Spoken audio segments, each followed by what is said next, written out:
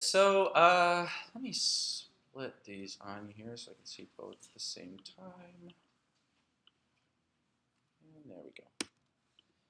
All right, so yeah, what's the difference between Ruby and JavaScript, and why might you like one over the other? So for instance, there's some things in JavaScript that, the way I like to say it is like, I prefer JavaScript personally, probably because I started with it first. But like, I think Ruby is a much better programming language. The difference to me is sort of like street English versus like legal English, I guess. Like JavaScript is a lot more like street English, where you can just sort of get your point across and you can sort of do whatever you want with it. Whereas legal English has it makes more sense. It follows more logic, I would say. And which one you want to speak all the time, that sort of depends on who you are. But to my mind, that's sort of the difference between JavaScript and Ruby. That analogy doesn't entirely hold up. But here, let me show you what I mean. So in JavaScript, you could do things like var my name equals Robin, and then I can have a function that does something like function say my name alert it's my name. And so this is pretty straightforward, right? This is going to say Robin, presumably, when you call it. In Ruby, however, if I do something like, well, here, let me just show you what the equivalent would be in Ruby. My name equals Robin, and then def say my name puts it's, here, I'll do it this way, my name. So they still look pretty similar, but the thing is, this actually wouldn't work in Ruby. That would throw an error. And let me just illustrate that really quickly so we can see why. So there's that, and then here, say my name. Okay, cool. So with all that, let me run these. Node, job.js. Oh, well, okay. Node can't actually alert anything. There we go. It's Robin, and then if I do Ruby, rub.rb, I'm going to get an error. So the difference is in JavaScript, this can sort of shares a scope with what's going on out here. Inside this function, I can access my name. In Ruby, I can't. In Ruby, I don't automatically get access to this variable right here. Coming from JavaScript, that is super, super weird. JavaScript is much more about just where things are like literally laid out on the page. Ruby is much more about which object can actually talk to which other object. So like in Ruby, and I guess in Ruby's way of thinking, these are sort of two different objects right here, and you haven't really set up any sort of way for them to talk to each other. Like to Ruby's mind, there's no reason really that these two things should know anything about each other. There's no relationship between them. I mean, aside from the fact that they have sort of similar names, but names don't really count for a whole lot. And so when you're doing a tiny little script like this, that's kind of annoying. But when you have something much bigger, it forces you to write your code a lot better, I think. And to my mind, like this makes more sense. The fact that this wouldn't automatically be able to access that variable. Coming from JavaScript, it's super weird. But I think from just like sort of like an empirical standpoint, it's better. It makes more sense. So JavaScript is very much like just how things are laid out on the page. And Ruby is very, which, that's kind of weird that just where something is on a page makes such a big difference. Whereas in Ruby, it's much more logical. It's much more about like, okay, so this isn't just stuff on a page. These are actual objects, floating around in memory somewhere. What relationship should I set up so that these can talk to each other? So there's that. If you was to write that the right way, what would it, to actually get an output, how would you have it written out? Yeah, great question. So in order to make this actually work, I'm going to change this to say name. And then, let's see. And then over here, say name. It's name. Oh, no, there we go. Okay, so let me just make sure I didn't screw anything up here. So that should still say it's Robin, and this should still fail. So in order for this to actually work, you would pass name in as an argument. So that would be something like this. So now I'm calling this function really the exact same way I would in JavaScript. But in JavaScript, I can do either say name and pass it in, or just leave it alone. Either way, it gets access to this thing called name, which is kind of weird. Whereas in Ruby, this, and let's see, I would need to put the name in here. Whereas in Ruby, it's only going to have access to name. This method here is only going to have access to name if you explicitly pass it in. If you explicitly say, hey, I want this method to have access to this variable here. Matt? Would you mind making the variable and the argument slightly different names? So it's less confusing? Like Totally. my name equals Robin, So yeah, I'm going to call this, Tom equals person. Cool. And I'll say, hello, person. There we go. And you said That's his name. That's his name. What? Oh, yep. Good call. Say name, person. There we go. So now that's a little bit more clear. So now the only way that say name is going to have access to this variable over here is if I explicitly pass it in like this. So in JavaScript, JavaScript really just cares where things are on the page. In Ruby, I have to explicitly say, I want this method to have access to this variable called person. Let me just make sure it's working. There we go. It's Robin. And so now this works in both JavaScript and Ruby. why Oh, would this should be you a hello. change the names there? Right. Where's the def say name, not hello plus name? Is that, I'm sorry, is that what you meant? Say what? Yeah. That is When you okay. say hello plus name, Mm-hmm. why do you do that Why if is it's it not- instead of this is instead of hello plus Person, person? why is it not person? Why is it name here instead of person? And a run right above it. Yeah, so this is what I'm talking about. Inside here, I don't have access to a variable called person. If I try to do puts person right here, it's going to throw an error. It's going to say undefined local variable or method person. It doesn't know what person is. And that's because this thing, like its entire world is just whatever is inside here, whatever is in lines 3 through 6. It doesn't know anything about what's outside lines 3 through 6. So then where does it get Robin? So it gets Robin because right now, like this world right here, it sort of shares the same world as this line up here. Okay. And so it's taking this variable and passing it in there. Might be a little bit clearer if I move this down a little bit, and it's the exact same thing. So up at the top, I'm defining a function, or a method rather, and then I'm taking this string right here and passing it into the method there. Sarah? What if you had more than one variable? How would it know what it's learning? How would I do what?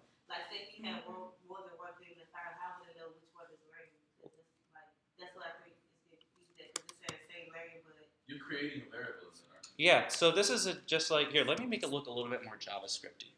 So name is the argument that's being passed into this function right here. And I'll do it a little bit more clearly over here too. I'm going to do this so like these behave the exact same way in both Ruby and JavaScript. So then here we when you go. put hello Hey, hang on just one second. Let me finish this guy up.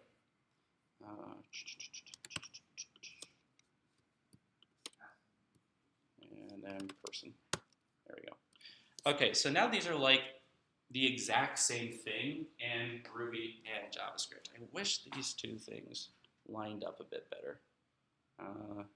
There we go. And so now you can see exactly what on the left translates to what on the right. Yeah, and so now these behave the exact same way, but the thing before is I had var person hanging out over here, and this function could access var person.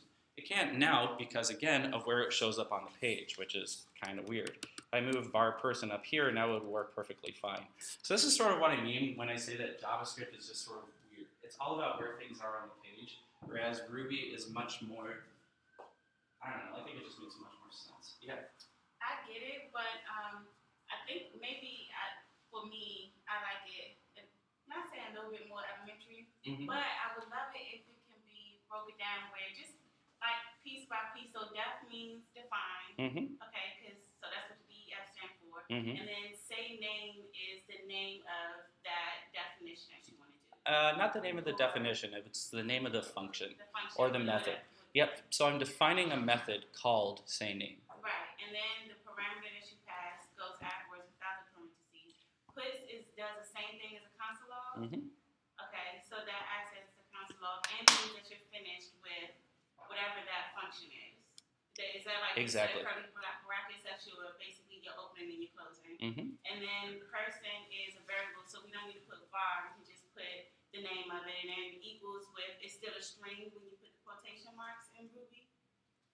Like it. No, these are like really the only difference between these two things is this doesn't have a semicolon and this doesn't have var. Okay, so Aside from that, you still use equal signs. You still use quotes for strings. Okay, and then afterwards, the way of calling it is by putting the name of the function and then whatever variable you want to attach it to. That's exactly right. So if you have multiple, I think what they were saying, if I had as person, Rodman, Adrian, Matt, and Nick, Mhm. like how do you have to do person one, Robin, person two, Nick, or are you able to put a comma? Like, is it indexes with that too? Like, would you do a comma and then, like, how would you know So which that person? Yeah, that's what I'm saying. so like if I do person equals Robin and then person equals Adrian, now the value of person, like first it was Robin, but now it's just overwritten. Now it's been Adrian. Right.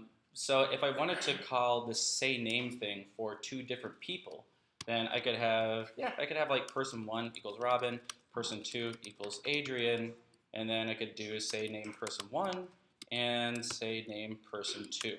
And that's the exact same thing I would have to do in JavaScript. I would have var person 1 equals Robin, var person 2 equals Adrian, and then say name person 1 and say name person 2. But we could do arrays in JavaScript though. Yeah, we could do arrays here too. Okay. But we're not going to do arrays right now. And so if I were to pass in like, here, let me pass it in an array. So I'm not even going to use a variable here. I'm just going to say Robin, Adrian, and now let me get rid of all this stuff.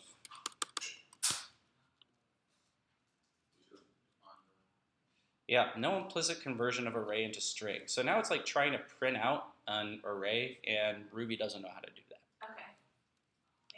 Okay. So if I want to say the name of both me and Adrian, I need to call this function twice. And it's the exact same thing in JavaScript. I mean, in JavaScript, I think I actually can pass in like Robin, Adrian, and it'll probably still print it out. I'm actually not entirely sure. Let's find out.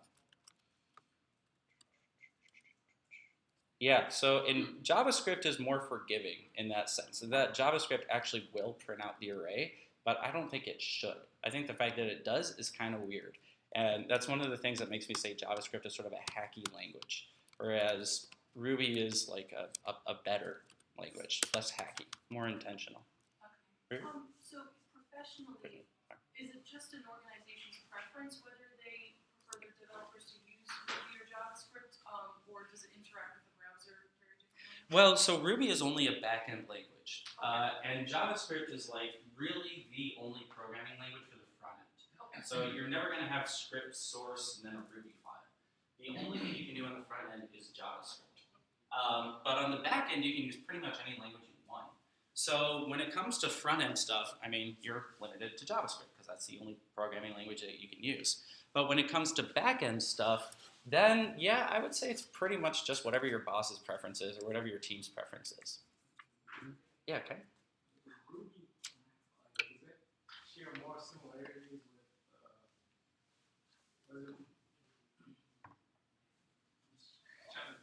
I had like this question down a second ago, but is Ruby like more like the rest of the Other programming languages? Does that make any sense? And JavaScript kind of have like so many idiosyncrasies that I would say, yeah, that's a really good question. I would say Ruby is more like other programming languages and JavaScript is a bit different.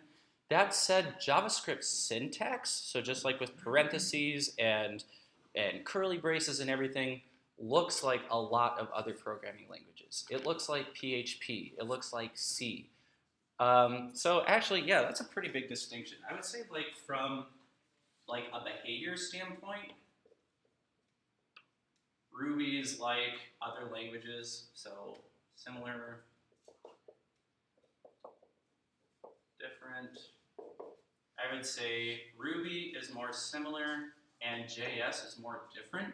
From a syntax perspective, which basically just means punctuation, I would say JavaScript is more similar and Ruby is more different. That's not entirely true, and I mean, of course there are exceptions. Like, there are lots of different programming languages that all look completely different. But I would say JavaScript looks like more of them. But Ruby behaves like more of them. Yeah, fun, right? One thing to point out about Ruby, just while I'm looking at it, I mean, before you saw this work with or without parentheses, so I can get rid of these parentheses right here, and it'll work perfectly fine.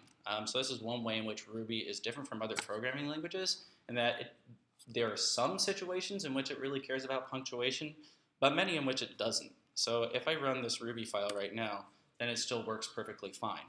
If I tried that in JavaScript, I mean, you can imagine that that would not work very well. Let's find out. Yeah, there we go. That's about what I expected.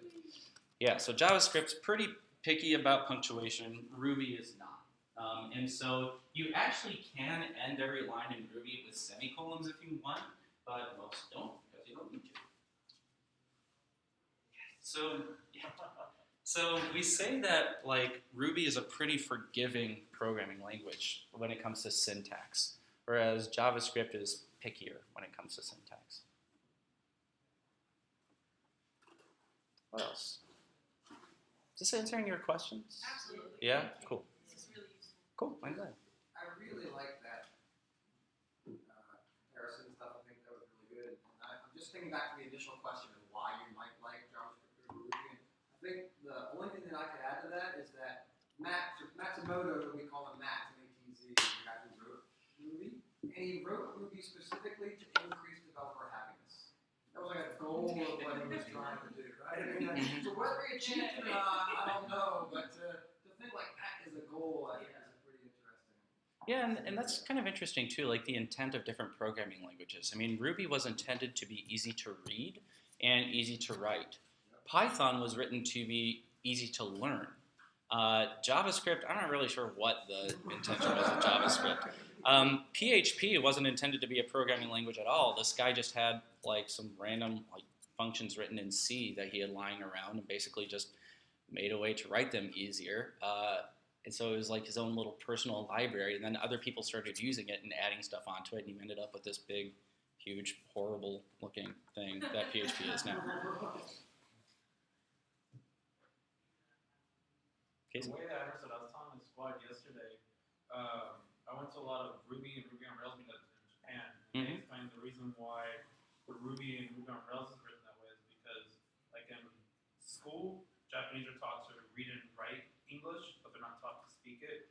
So Matt was always creating, like one of the reasons why he was also doing it was just because it's easier for them to write programs because they're taught the basic English, and that's why it's written like this. Cool, that makes a lot of sense actually. Oh, neat, I didn't know that, thank you. Just while I'm thinking about it, one thing that Ruby has that JavaScript does not, that I love, is this thing called string interpolation, which is a really crazy fancy way of saying you can put a variable inside a string without having to use plus all the time. So for instance, this will still work perfectly fine. If I do this, it still says hello Robin, hello Adrian. I can also put like 3 times 3 in here, and it'll say hello 9. And I can do like pretty much anything I want in here. I can put any kind of code in here that I want, and I don't have to use plus, which gets so annoying because you have to juggle quotation marks and everything. You guys, I'm sure, have all had errors that was just because you forgot a plus sign like this. And in Ruby, you really don't have to worry about that too much. In fact, like I have never actually, until now, I have never actually written Ruby like this with a plus sign. I always just use that little string interpolation thing, which always looks like this. And we'll be going over this much more later on today, but it always looks like that. I'll leave it like that. I'm already happy. Oh, good. I'm so glad. But that said, I mean, like, you do need to watch out for, though, just coming from JavaScript, you do need to watch out for thinking that, like, because I have, like, I don't know, age 32, that you automatically have access to age in here. This is something you really need to watch out for because you don't. It doesn't work that way. And, you know, you might be like, oh, well, why did you teach JavaScript first instead of Ruby? You know, if you're coming from the other direction, it's the exact same thing. I've done it both ways since I've been teaching here. Yeah, Kyra. And so Ruby, I think you already said this, but it will have its own file where basically it shouldn't mix and mingle like how JavaScript does with jQuery. It's just straight Ruby, right?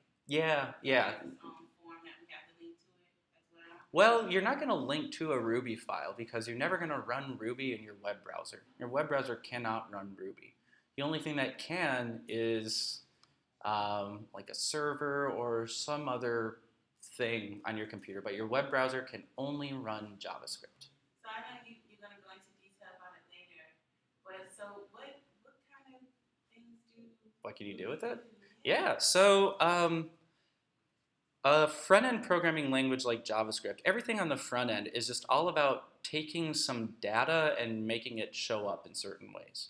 The back end is all about figuring out what data your computer gets in the first place. So the example I like to use is with Facebook, where there are 4 billion Facebook users. There isn't an index.html file for every single Facebook user. That would be 4 billion HTML files. That would be a lot of HTML, and that would take up crazy amounts of memory. So instead, what they have is they have basically an HTML template. They just have one HTML file, and then they used to use PHP. They use sort of their own thing now. They could use Ruby to take that HTML template, put the appropriate text inside it, and then send it to your computer. So they're basically changing the HTML before they send it to your computer. It looks to you like there are actually 4 billion HTML pages because your computer, what you get in your browser, it doesn't say like, oh, this is where, the username goes. It doesn't say anything like that. You get like an actual piece of HTML. But they sort of write that HTML on the fly and then send it to you. And so that's what Ruby does, or at least that's what we're going to be doing with it, is things like that. But additionally, back-end programming languages, when you first go into them, it sounds pretty limiting because we're used to doing like really cool visual stuff with JavaScript, like making things fly around on a page. And that seems like this whole big world. Whereas when you're doing stuff with Ruby, I mean, it's all just a bunch of running stuff in your console, just like this, which doesn't look nearly as exciting. But really, you can do much, much more with the back end than you can with the front end. In the back end, you could use Ruby to make a video game that has nothing to do with web browsers. You could use it to make a server. You could use it to make, like, really anything you could possibly want. You can make in Ruby or any other programming language. Whereas with front-end JavaScript, really all you can do is make stuff move around in your browser. Going off of that, I don't remember where I was going with that. Never mind. Yeah, Matt? I got into Ruby because I wanted to write scripts to make my life better. I wanted to be able to pull in things from maybe a data file that I had and be able to do something with it. I wanted to grab emails out of my email and highlight them or save them somewhere else. I wanted to back up files that were in certain directories.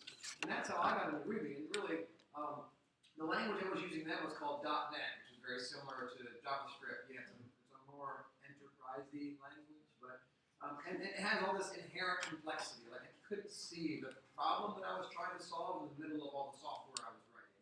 And Ruby was the first place where I could see the problem that I was solving very clearly in there. And that's why I liked it. And it wasn't until later that we had things like Ruby on Rails that allowed me to write web applications in it. But even still, I had to use Ruby and Rails to write HTML, and I had to have JavaScript to run on the browser in the front end. So I was working with both of those languages at the same time and figuring out how to use them both for their appropriate purpose. Just while we're talking about this stuff, the way this is all going to fit together is that you're going to have your server over here, which I will represent with a box, because why not?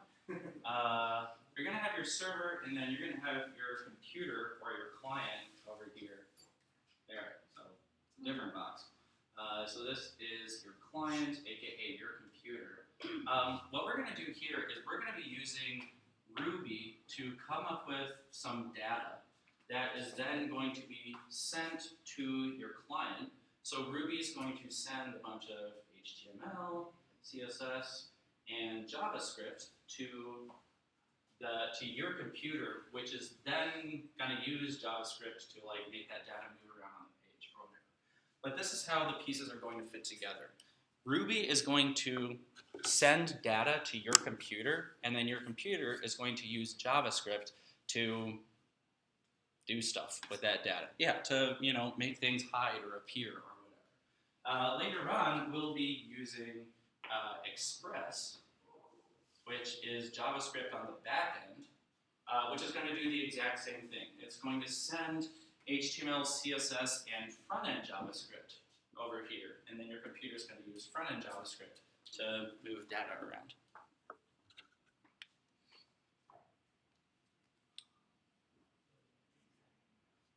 Yeah. And all the databases and everything else, that's all on the back end.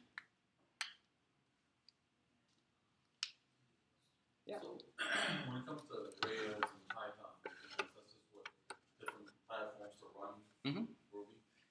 Well, no. So Rails it's sort of like the jQuery of Ruby. That's not really a good distinction, really. It's not entirely accurate. But jQuery is just a whole bunch of JavaScript that someone wrote for you, right? Rails is a whole bunch of Ruby that someone wrote for you. They do different things. I mean, you use jQuery to make stuff fly around in your web browser. You use Rails to, say, hey, when I go to this URL, I want this web page to show up, and I want this data to be available.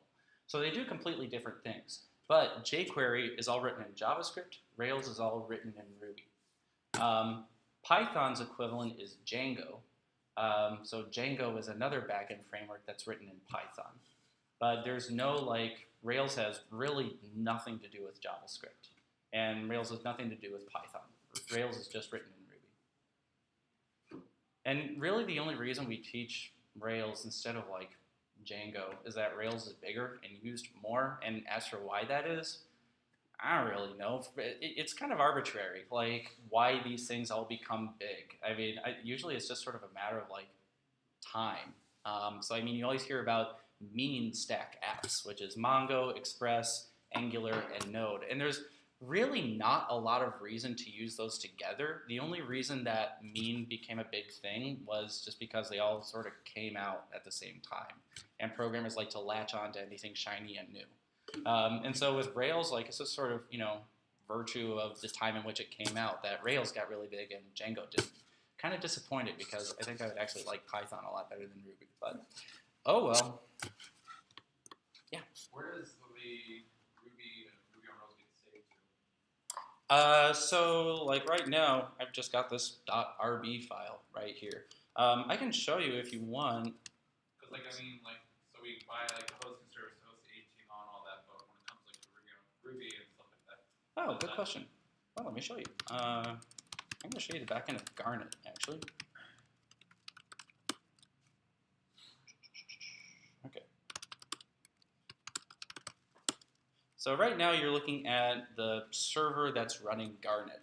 And I'm accessing it the exact same way I would access anything else through my terminal. If I look in here, okay, there it is. Garnet. And this is what a Rails app looks like. So if I go into, let's see, if I go into the app folder,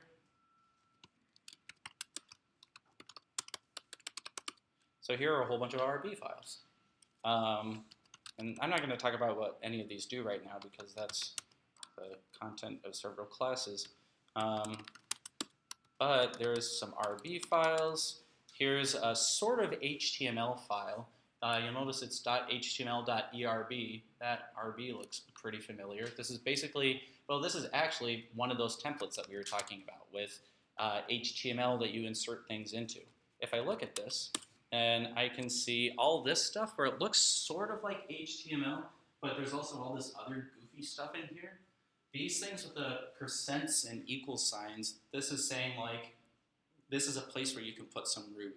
So it's like putting Ruby right into your HTML and saying, okay, server, when you actually send this out, instead of putting, I want you to replace this percent equals thing with this link, or I don't know, with this style sheet. Saying I want you to replace that with this particular thing before you send it out. And so when you look at the source code of Garnet, like you don't see any percent equal signs anywhere. It's all been replaced with HTML. So this all happens before it gets to your computer. But yeah, it's really just a whole bunch of RB files. And so like on my own desktop, this is like the simplest version where it's just a single RB file. Just that guy right there, that rube.rb. Is it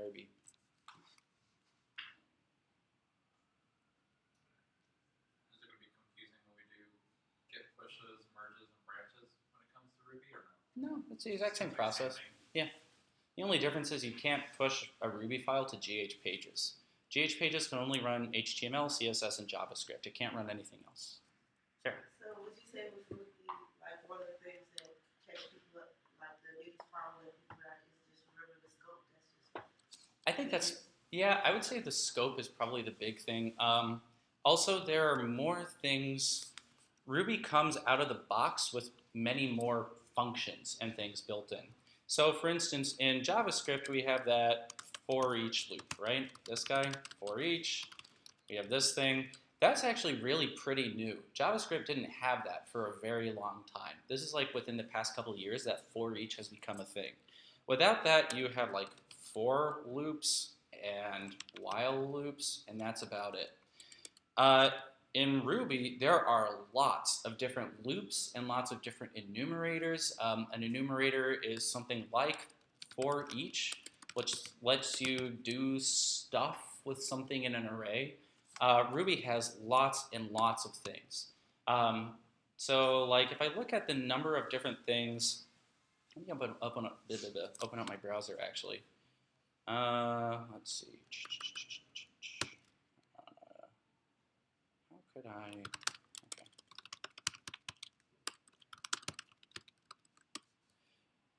All right. Oh, shit, I just deleted it. Okay, so this is everything a string can do in JavaScript, which, you know, looks like a pretty good amount, like a good number of different things. There's 2 uppercase, 2 lowercase. We've seen those before. In Ruby, let me just do, oh, here. So I'm going to open up this thing called IRB, which is basically like REPL-lit, except for Ruby. If I create a new variable, Robin. Actually, I don't even need to create a new variable. I can just do robin.methods.sort. This is everything that you can do with a string in Ruby. You can already see that is a heck of a lot more. So Ruby comes out of the box with lots and lots more stuff that you can do with strings and arrays and everything else than JavaScript does. JavaScript, I would say, is a much smaller language, whereas Ruby is much bigger.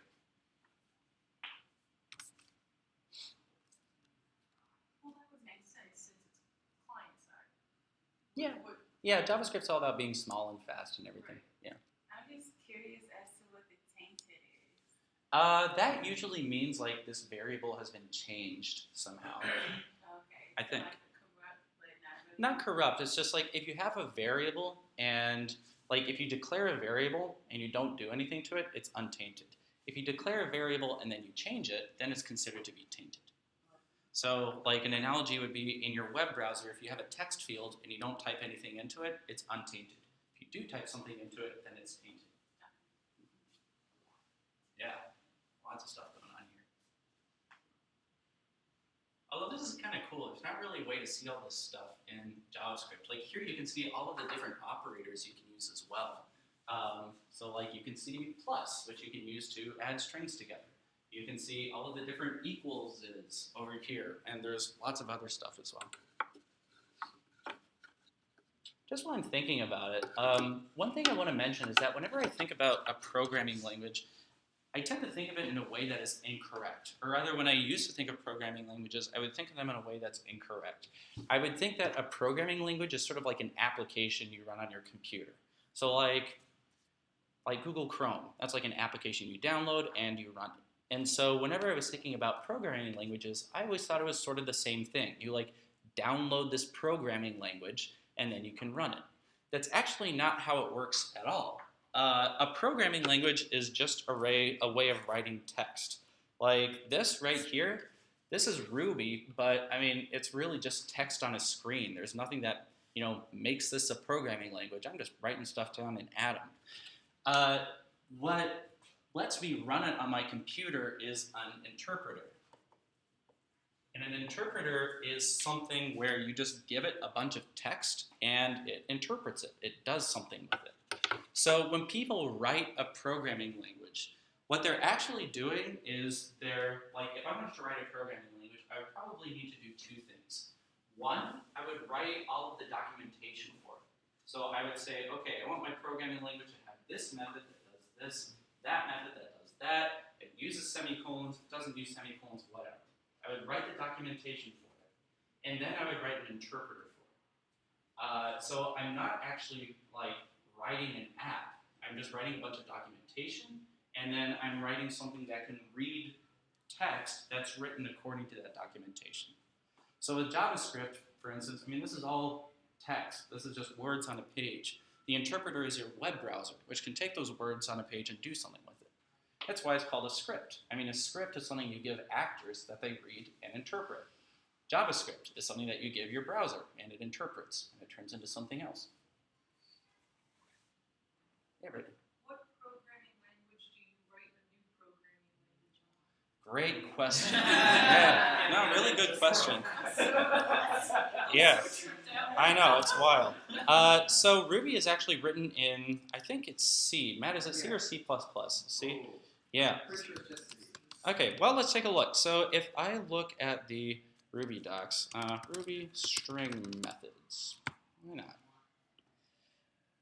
If I go in here, let me look at this. Oh, here's a good one, capitalize, which tells you right on here exactly what it does. You give it hello, all in lowercase, and it capitalizes the first letter.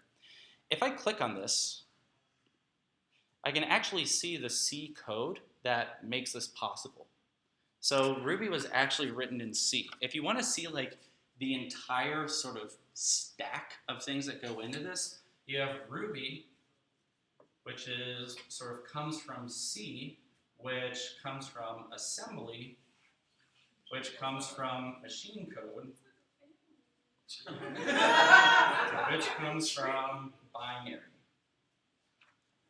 Yeah, so when you're writing something in Ruby, really you're interacting with 5 different languages at least, probably more. And I'm not entirely sure how accurate this is, but that's what I could think of off the top of my head.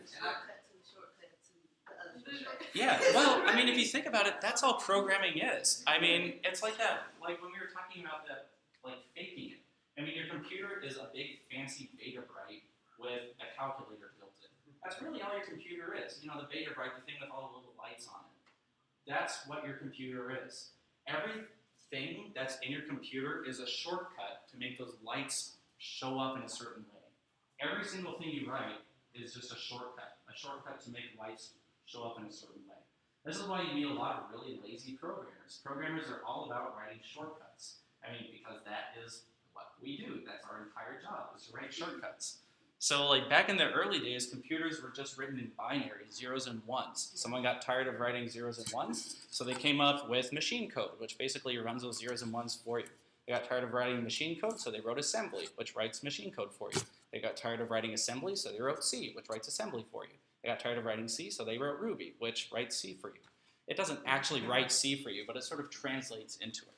So every single thing you do in here is a shortcut.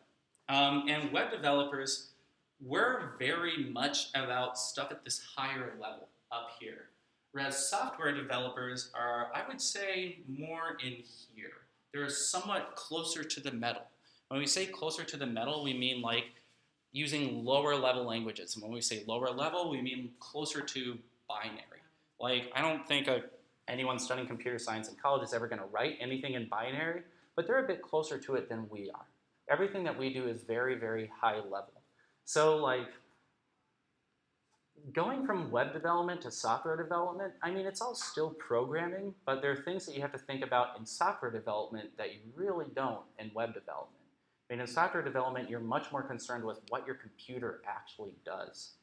I would say that, like, software developers sort of build the engine of the car. Web developers build, like, the body of the car, the frame of the car. And then web designers put, like, you know, the spoilers and, like, the floor lights and the rims and everything on the car. Can blow your mind one level farther. Ruby is the first language I worked with that made it easy to create what's called a domain-specific language. So Ruby on Rails is really just a web application framework written on top of Ruby. Rails is another language for developing web applications written in Ruby that runs on Ruby. I don't know. I don't want to scare them. So it's saying that Matt means like Rails is a different language in the same way that jQuery is a different language. It's not a different language. It's just like a certain way of writing JavaScript so that it does certain things. But it was designed to be a thin language on top of Ruby specifically for that purpose. Yeah. Yeah. So we have to throw away easier way to do JavaScript. Like Express is that in a sense for web applications anyway. Yeah. Probably easier than jQuery. But I mean, but you know that's Express. but that's another thing is like JavaScript is just a way of writing text. JavaScript is not like an app that you download. It's just a way of writing text. And so Express is saying, okay, we're going to use JavaScript, which is just a way of writing text, but we're going to interpret it in such a way that it becomes a server or something on the back end. Whereas front-end JavaScript is saying we're just going to take that text and we're going to interpret it in such a way that it makes images fly around on a web browser. They're both JavaScript, but they're JavaScript doing completely different things, and they can't really talk to each other in the way you might expect. Do you guys have any indication of what's coming next? Like, what's is someone working on the next best thing yet? Like functional programming is getting pretty big, and don't ask me what functional programming is. It's sort of like a very cerebral way of writing code, whereas like it's one paradigm, whereas like object-oriented programming is another paradigm. So we'll see. Yeah, Go is getting pretty big. Backend languages to replace C, but make it a little easier than C is. Yeah. Like getting closer to the metal as we're talking about. Backend language. JavaScript as a backend language is getting pretty big. I mean, Express and React and Meteor. These are all JavaScript things that have had like a tremendous rise just in the past couple of years because people like that you're using the same language on the back and the front end, so you don't have to juggle multiple languages. But yeah, I really don't know. I mean, a lot of it is just sort of like, you know, who happens to be paying attention at a given point in time. That sort of governs like what becomes the next big thing. I haven't really talked about like tic-tac-toe or anything in here. I'm like, I don't have a whole lot of time left, but I'm totally down to answer questions about that. Yeah, that's okay. Well, the part that I wanted to ask about was with my arrays, I was trying to do an on-click function so that when they match, that they would be able to turn, like, change color. But I had a hard time. Well, hold up. I'm confused because you're talking about putting a click function on an array. You can't put a click function. No, you can only okay. An array is a collection of values, right? Like a collection of strings or numbers. Can you click on a number? No. You can click on an element. You can click on something on a web browser, but you can't just click on a number. Well, my arrays were divs. Well, they're divs, but I did it to an array on the JavaScript. So I think what you're talking about is doing something like, let me close this guy for now. it sounds to me like you're talking about doing something like var divs equals document query select. Let me just do it in jQuery. Something like this, where you get a whole bunch of divs, and then doing something like divs dot click, something like that. We're actually running it another way. Is this what you're talking about? Yeah, but I think, well, I'll do it. I can do mine during the office hours because mine, in particular, I had the same class number for each of them. So you remember, like, one was affecting all.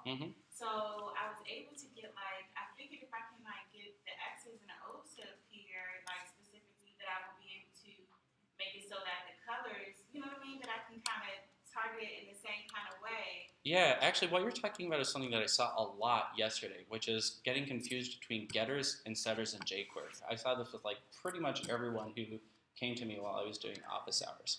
So if I do like this, if I do div.html, even if there are like 38 divs on the page, it's just going to, like if I console log this, it's just going to console log the HTML of the very first div on the page.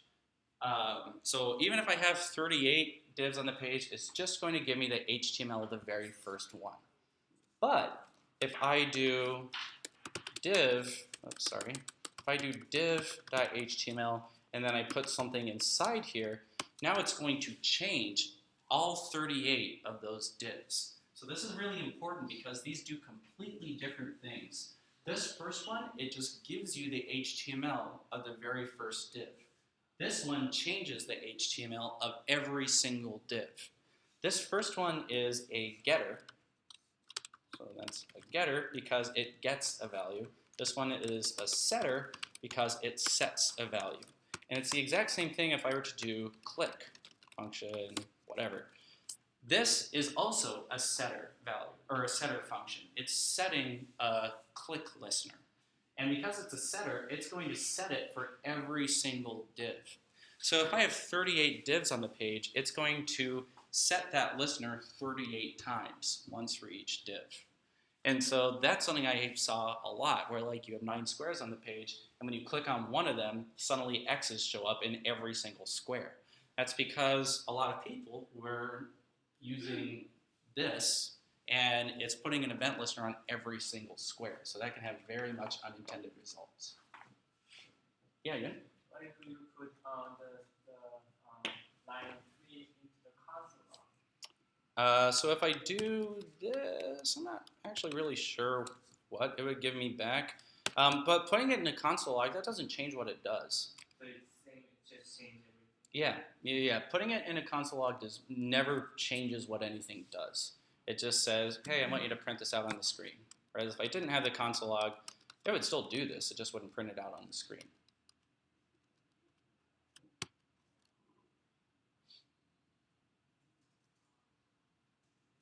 We got like 1 more minute left. Any questions to wrap up?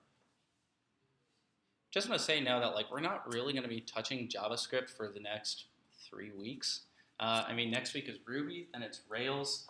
And we might do a little bit of JavaScript in that just so we can get JavaScript running on a Rails app, and then it's a project. And then we come back to JavaScript and start looking at Angular. So what I would strongly encourage you to do between now and then is to work on your portfolio pages. I talked about this a lot with my squad yesterday, but I think that's really the best thing you can do to stay sharp on JavaScript.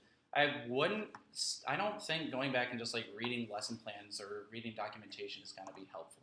This stuff doesn't stick until you do something with it.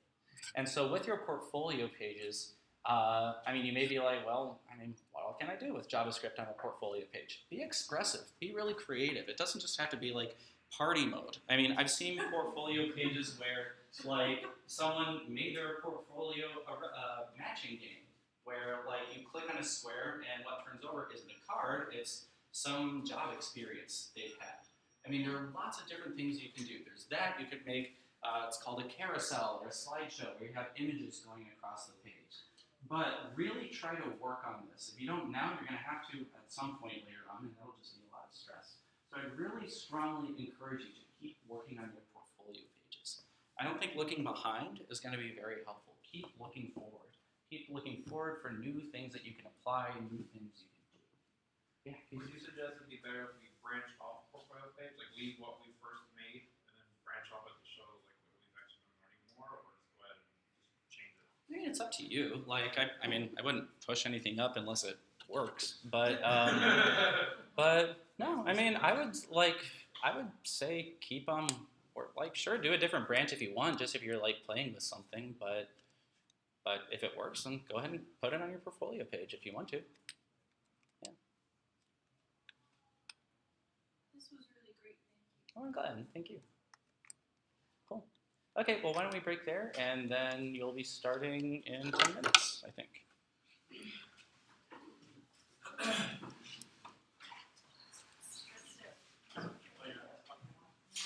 Good riddance. So you both will be doing, all squads will be doing a Ruby intro today, but one will be doing Ruby intro and then sort of more Ruby intro. One will be doing Ruby intro, but starting with some stuff about databases, actually. And the other one will be doing databases next week. So we're all covering the same stuff, just in slightly different order. Remember the classes switch today, so either check for. Ooh, yeah, let me pull that up. orientation or see the signs out front.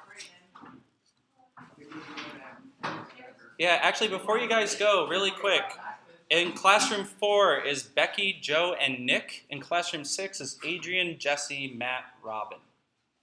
And I'm going to slide this out right now, actually, if no one else is. So your class is the 6th. Mm-hmm.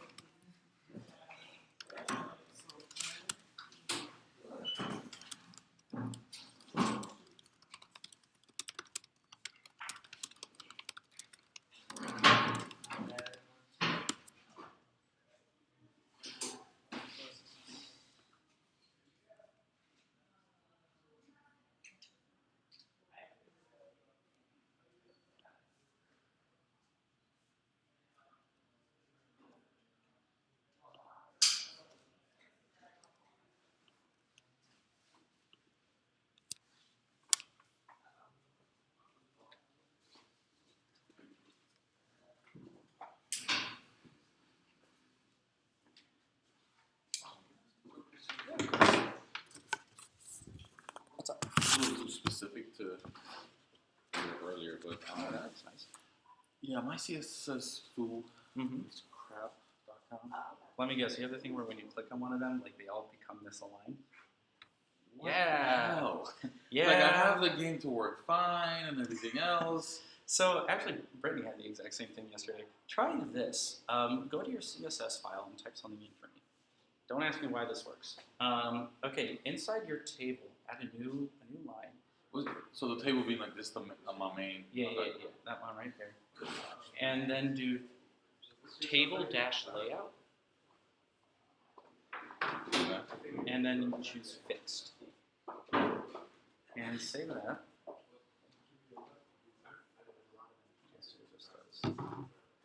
So it doesn't fix it vertically, but it fixes it horizontally, which is something. But yeah, tables are just weird. I mean, Okay. So I thought it was just something that I put in CSS because. no, it's not you. It's like the default behavior of tables. I mean, the way tables work in the web browser is they always try to like expand to fit their content. So here, like you have a whole bunch of cells without anything in them, and then bam, suddenly it has an X inside it. So it like all readjusts Okay. to try to fit that X. I thought it was somehow some of the way I set up. I kept changing stuff, taking stuff out. Is it the font? Is it this? And I'm like, nothing's